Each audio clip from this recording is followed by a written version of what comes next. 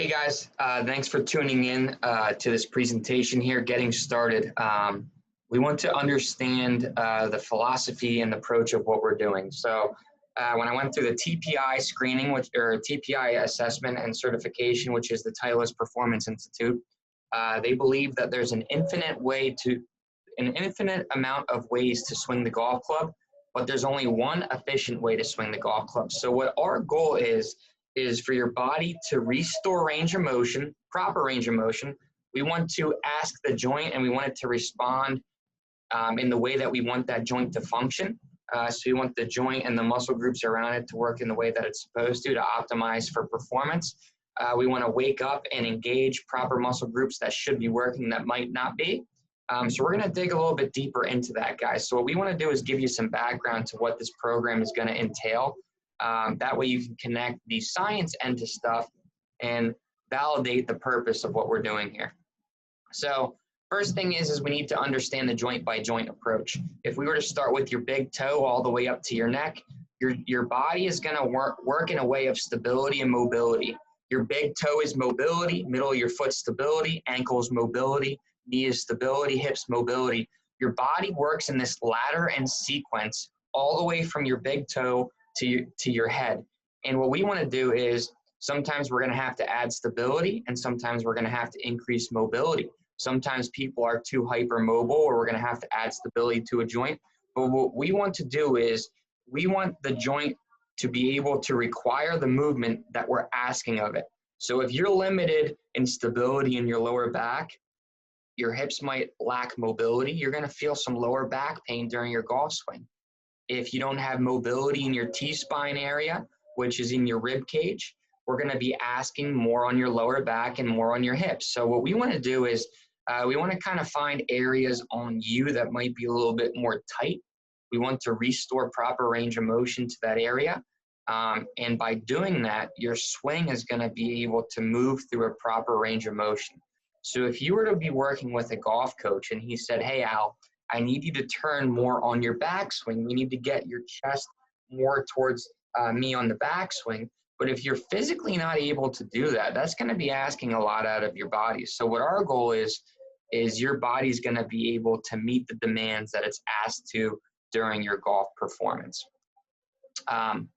Here's a good picture and an analogy that I like to use. So there's two Porsches here. There's a Porsche with a tire that's replaced, and then there's a Porsche with tires that are maximized to reach that performance for itself. What I like for you to think of here is your body is the Porsche, and we want to make sure that it's running optimal. So that Porsche on the left is still going to run, but is that tire going to give it the best traction for performance possible compared to the one on the right? It's simply not going to, and it's not going to be long-term. We want this to be sustainable for you, that you're going to be able to repeat results over time and only improve. We don't want to have any hiccups. We don't want to have to replace that tire again. We want you to get 40 to 50,000 miles out of that tire and then replace them and keep moving on without a hiccup. So I like to use this analogy as the human body. We don't want a spare tire. We don't want something that's a replacement. We want something that you're going to be able to build and operate off of long term.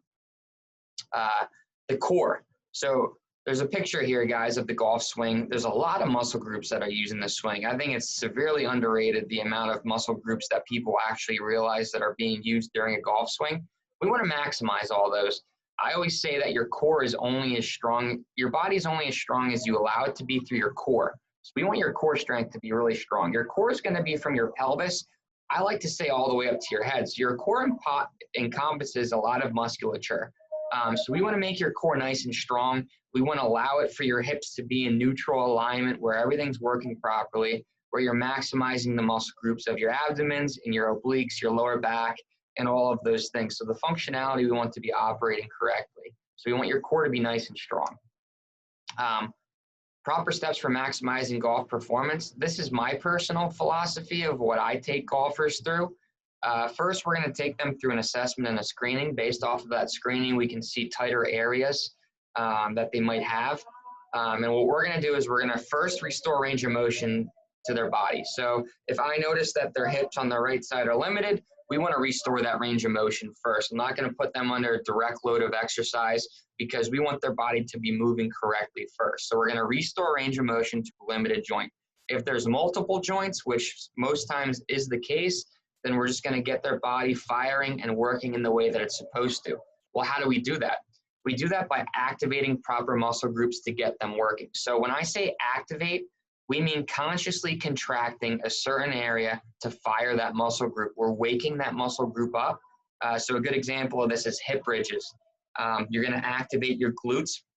The glutes are the king of the golf swing. That's your stability in your lower body. So we want to activate those muscle groups by doing single-legged hip bridges, regular hip bridges. A lot of times people have tight hamstrings. It's because their glutes aren't firing enough. So to restore range of motion to some people's hips, we can activate the muscle groups in the lower body by doing it through the glutes. Next, we're going to strengthen the core and the lower back. We want to make sure that your core can support your limbs. If your core can't support your limbs in the golf swing, it's not going to have the stability in your backswing and in your downswing. So we want to make sure that core is nice and strong. We then want to strengthen and add resistance. So once your body's working optimally, we're going to strengthen your core, strengthen your limbs, and we're going to do that by adding resistance. Once we add resistance to it, your body should be operating optimally.